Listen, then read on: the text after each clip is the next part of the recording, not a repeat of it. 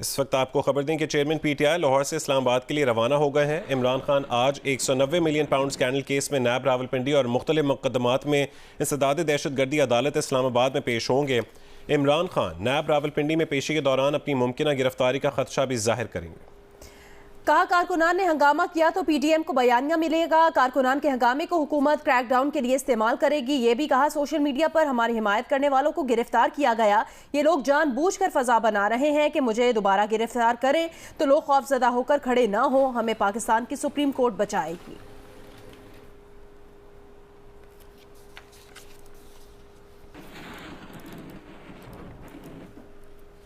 वजीर आजम शहबाज शरीफ ने कहा कि जनरल आसिम मुनीर ने इमरान खान के सामने उनकी अहलिया की करप्शन का मामला रखा तो इमरान खान को पसंद नहीं आया और उन्होंने जनरल आसिम मुनीर का तबादला करा दिया। कौमी असम्बली में खिताब करते हुए उन्होंने कहा कि इमरान खान ने सोशल मीडिया पर जनरल आसिम मुनीर से मुतालिक सफेद झूठ बोला है। इमरान खान अमरीका पर अपनी हुकूमत के खात्मे का इल्जाम लगाकर अब इसी अमरीका के लोगों को फोन कर रहे हैं।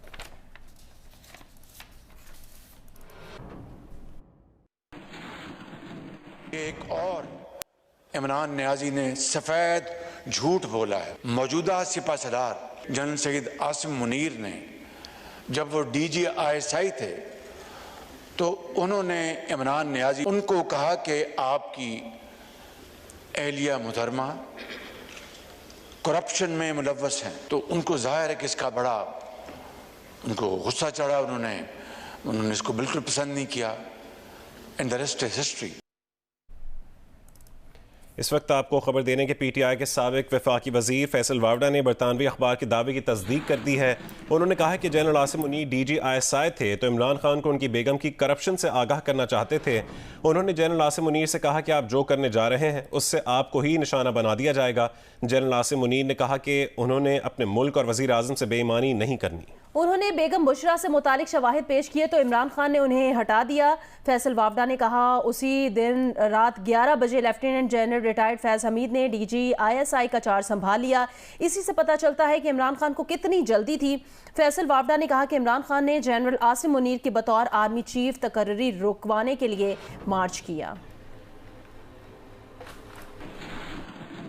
ये सब जो बातें हैं वो बिल्कुल 100% करेक्ट हैं। आसिम मुनीर साहब DGISI थे और वज़ीर आज़म हाउस में ऑन एंड ऑफ मैं तो उनको पहले से भी जानता था। एक तो ये कि मैंने उनको बताया कि ये फील्डिंग सारी सेट हो गई और आप जो करने जा रहे हैं वो आपकी कैजुअलिटी बनेगा। तो उन्होंने मुझे एग्जैक्टली अल्फ भी ले सकता हूँ मैं इसके ऊपर, एग्जैक्ट वर्ड उन्होंने मुझे ये कहा था कि वावडा तुम मुझे ये कह रहे हो कि मैं अपने मुल्क और अपने वजीर आजम से बेईमानी करूँ, मैं वो काम नहीं कर सकता। मैं ठीक है सर। अगले दिन उन्होंने वो शवायद पेश कर दी और शवायद पेश करने के बाद इमरान खान साहब ने उनको सैक कर दिया। 11:15 बजे DGISI फैज हमीद साहब ने 11:15 बजे रात को DGISI का एज DGISI चार्ज लिया था। तो आप समझ सकते होंगे कि कितनी जल्दी थी, कितनी परेशानी थी। उससे पहले भी जनरल आसिम को एज DGISI इमरान खान साहब ने ऑर्डर किया था सेनेट को मैनेज करने के लिए। उसमें भी DGISI आसिम मुनीर साहब ने उनको मना कर दिया था कि ये मुदाखलत फौज नहीं कर सकती। ये जो धरना हुआ, पहला धरना जो अभी आया वो भी आसिम मुनीर साहब को रोकने के लिए सारा धरना था। आपने 8 मई को 9 मई के वाक़े से एक दिन पहले जो बहुत सारे पार्टी के मुतादिद रहनुमा थे आपके इस्लामाबाद के घर में वो आए, आपने उन्हें पनाह दी थी। ये क्या वाक़या है? वो 11 लोग थे और वो मेरे मेहमान थे और जिस वक्त हम रात को खाना शाना खा रहे थे तो उनको लीडरशिप की तरफ से ये फ़ोन आ रहे थे कि ISI हेडक्वार्टर्स जो इस्लामाबाद में है उस तरफ की डायरेक्शंस में भी जाना है और सब कुछ हो रहा है। तो मैंने उनको कहा कि देखो अगर इस तरह की, क्योंकि मैं स्पीकर फ़ोन पे भी थे, एक दोस्त भी है मेरे, मुझ पर भरोसा भी किया और मैं उनका पूरा भरोसे पे भी उतरा और अगले दिन मैंने उनको हिफाजत से जहाँ भी उन्होंने जाना था वो जाने भी दिया। तो और मेरे पास अगर कोई नेगेटिविटी होती तो मैं उनको पकड़वा देता, लेकिन मैंने उनसे कहा कि अगर ये सिचुएशन हुई और आप फिर इस घर में हुए तो मेरे पास कोई चॉइस नहीं होगी। तो उन्होंने कहा कि हम इस चीज़ का ना हिस्सा बनना चाहते हैं ना बनेंगे। ये जो घड़ी स्कैंडल है उसमें खान साहब को एक्चुअली 3-4 करोड़ रुपए मिले हैं, जो बाकी के 20-25 करोड़ रुपए हैं वो तो काबीना के और अपने और पराये सबने मिलकर लूटे हैं। Army chief general Asim Munir ने जुमेरात 25 मई को यौम तकरीम शहदाए पाकिस्तान मनाने का ऐलान कर दिया। ISPR के मुताबिक GHQ रावलपिंडी में शहदा गाजियों के एजाज़ में मुनक़िदा तकरीब से खिताब में army chief general Asim Munir ने कहा, हम शहदा की फ़र्ज़शनासी और अजीम कुर्बानियों के तुफ़ैल आज़ाद फ़ज़ा में ज़िंदगी बसर कर रहे हैं। पाक फ़ौज बतौर इदारा अपने हर फर्द को और उसके लवाहिकीन को हमेशा याद रखता है। आर्मी चीफ ने ऑपरेशंस के दौरान शानदार खिदमात पर अफसरान और जवानों को एजाज़ात से नवाजा। आर्मी चीफ ने 51 अफसरान को सितारे इम्तियाज़ मिलिट्री और 22 अफसरान और जवानों को तमग़े बसालत से नवाजा।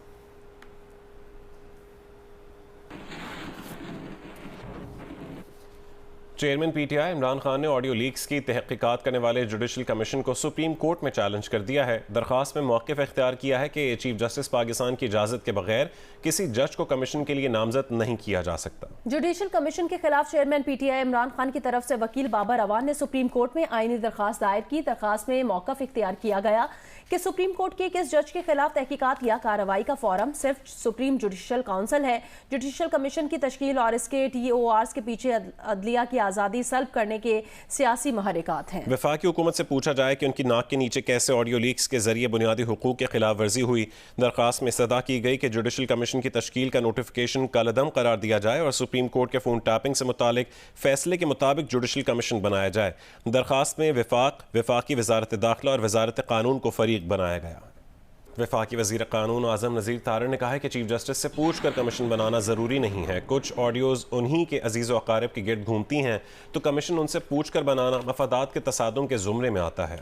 जियो न्यूज़ के प्रोग्राम आज शाहज़ेब खानज़ादा के साथ में बातचीत करते हुए उन्होंने कहा कि अगर कमीशन मुनासिब समझे तो दीगर चीज़ों की भी तहकीकात कर सकता है। अगर फ़ोन टैपिंग एजेंसीज ने की हैं तो उन्हें भी जिम्मेदार होना चाहिए। कमीशन ऑफ इंक्वायरीज एक्ट में, जो कि एक वैलिड लेजिस्लेशन है, ये कहीं पे नहीं है कि आपने चीफ जस्टिस से पूछ के कमीशन बनाना है। कुछ ऑडियोज जो हैं वो उनके इर्द गिर्द घूमती हैं। कॉन्फ्लिक्ट ऑफ इंटरेस्ट है ना ये, कि आप किस तरह ये सोच सकते हैं कि आपके मुतल्लिका या आपके अजीज़ो अकारब के बारे में कुछ ऑडियोज उनकी गुफ्तगू है और फिर आप ही से पूछा जाए कि जी अच्छा इसकी कोई फैक्ट फाइंडिंग इंक्वायरी होनी है तो आप ही बता दें। तो ये तो कॉमन सेंस के खिलाफ है, नेचुरल जस्टिस के खिलाफ है। तहरीक इंसाफ ने यह इस्तदा भी सुप्रीम कोर्ट से की है कि फोरम सिर्फ सुप्रीम जुडिशल इसी हुकूमत के नाक के नीचे ऑडियो टेप होती रही। यह भी तहकीकाती अमल में शामिल किया जाए कि किसने ये ऑडियो टेप की।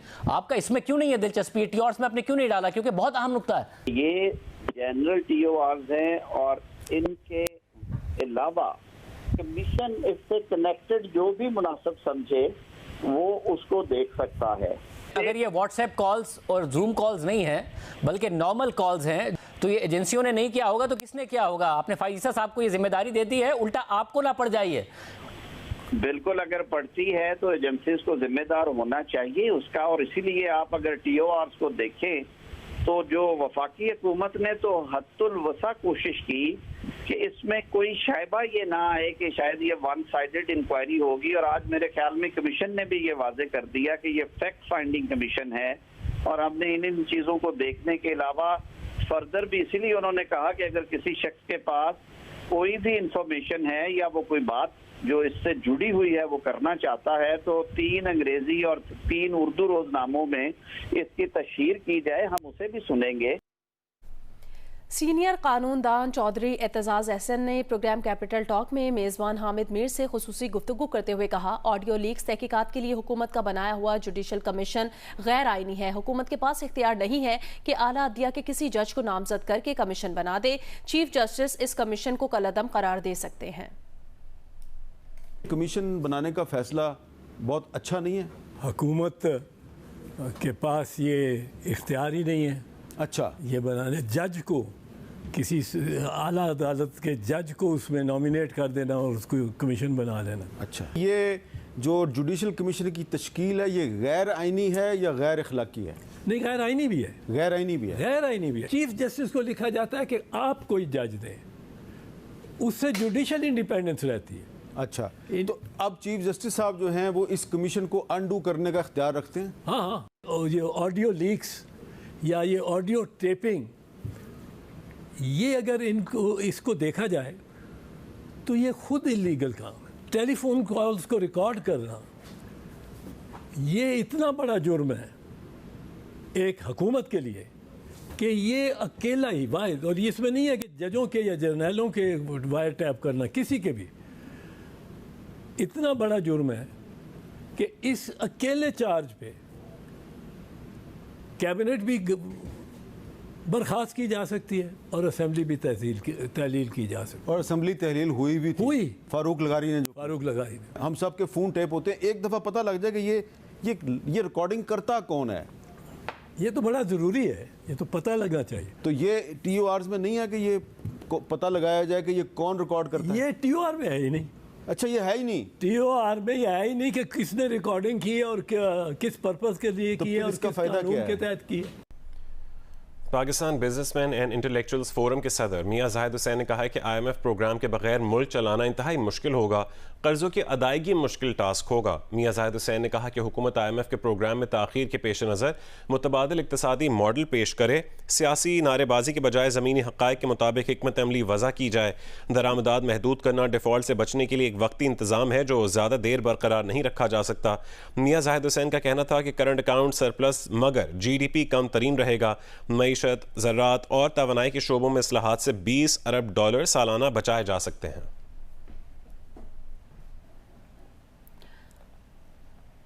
गवर्नर सिंध कामरान खान टिसोरी की ज़ेर सदारत गवर्नर हाउस में कौमी यकजहती डायलॉग हुआ। तकरीब में मौजूद कारोबारी बरादरी ने अफवाज पाकिस्तान से भरपूर इजहार यकजहती किया।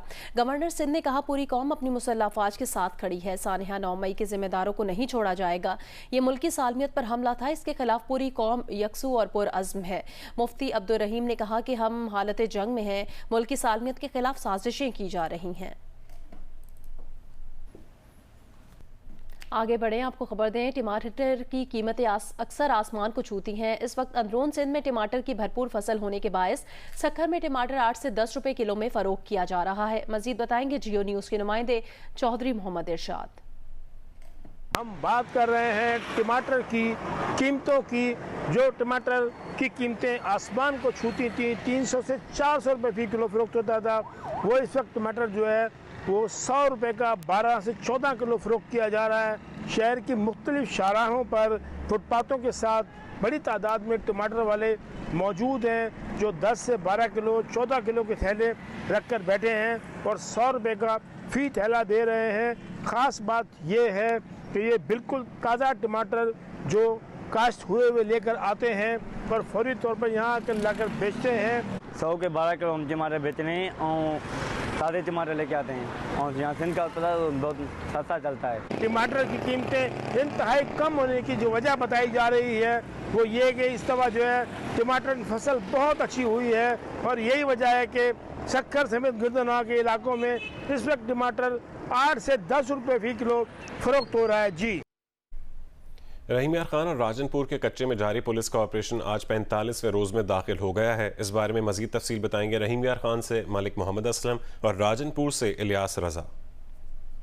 जी, मैं इस वक्त मौजूद हूँ रहीम यार खान में, कच्चे के इलाके में जो पुलिस का पहला और मरकजी जो है वो कैंप है। यहाँ से पुलिस की जो है योमिया की बुनियाद पे नफरी जाती है और डाकुओं के ठिकानों पे जो है वो मुकाबला करती है और योमिया की बुनियाद पे कच्चे में जाते हैं और फिर यहाँ आ जाते हैं और जो है जबकि सुबह के वक्त जो है खास तौर पे ऑपरेशन किया जाता है। चैन APCs, पुलिस मोबाइल और दीगर जो है वो कच्चे के इलाके में जाते हैं और डाकुओं से मुकाबला करते हैं और डाकू या तो मारे जाते हैं या फरार हो जाते हैं, फिर उनके ठिकानों पर जो है वो कब्जा कर लिया जाता है। जी, राजनपुर में पुलिस का डाकू के खिलाफ ऑपरेशन जारी है। इस टाइम मैं कच्चा मोरो के इलाके में मौजूद हूँ। पुलिस इस टाइम डाकू की कमीनगाह की तरफ पेशकदमी कर रही है और इस टाइम कश्ती के जरिए यहाँ पर उनकी मोर्चों की तरफ जाया जा रहा है और दूसरी तरफ डाकू की तरफ से भी फायरिंग का तबादला यहाँ पर जारी है। मेरे साथ इस टाइम DPO राजनपुर भी मौजूद है। मैं इनसे पूछता हूँ, कुल डाकू के जो यहाँ कमीनगाह हैं उनकी तरफ हम मूव कर रहे हैं। सबसे बड़ी रुकावट ये आप जो देख रहे हैं हमारे साथ ही, ये दरिया था और अल्हम्दुलिल्लाह हमने इस दरिया को अब पार कर लिया है।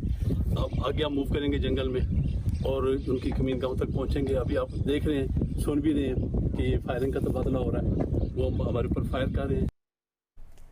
जियो स्पोर्ट्स में आपको बताएं, रवा काउंटी सीजन में यॉर्कशायर काउंटी क्रिकेट क्लब की कप्तानी करने वाले पाकिस्तानी बल्लेबाज शान मसूद की नुमाइंदा जियो न्यूज़ साइमा हारून से खुसूसी गुफ्तगू आपको दिखाते हैं। पिछले साल डार्बीशायर आया था तो मैं पहले गेम से अवेलेबल था। 1 महीना मैंने इधर मिस किया तो इधर आके सेटल होना कुछ चीज़ें होती हैं कि वो मुश्किल होती हैं जब आप सीज़न के बीच में आते हैं। जैसे आपने कहा कि मतलब जिन फुट स्टेप्स में फॉलो करता हूँ, वसीम भाई एक थे जिन्होंने आके इधर कैप्टनसी की है काउंटी की। उसके बाद इस काउंटी के लिए खेलना, उस काउंटी से जिसमें ऑलरेडी पाकिस्तान के 3 कप्तान खेल चुके हैं, द ग्रेट सचिन तेंदुलकर खेल चुके हैं। पाकिस्तानी निजात लेग स्पिनर जाफर चौहान की डेब्यू थी, उनकी परफॉर्मेंस से कितना इम्प्रेस हुआ? आखिर में बहुत अच्छा उन्होंने खेला। बहुत खुशी हुई। हमने 2 गेम्स लेस्टर के खिलाफ खेले थे, उसमें भी उसने बहुत अच्छी बॉलिंग कराई। जिस तरीके से उसने बॉलिंग की है, बैटिंग की है, आई थिंक